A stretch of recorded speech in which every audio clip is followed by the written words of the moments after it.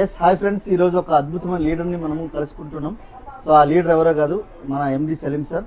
So సార్కి ఈరోజు first of all congratulations సార్కి తెలియజేస్తున్నాను. So congratulations sir. Thank you sir, thank you so much. Yes very fantastic.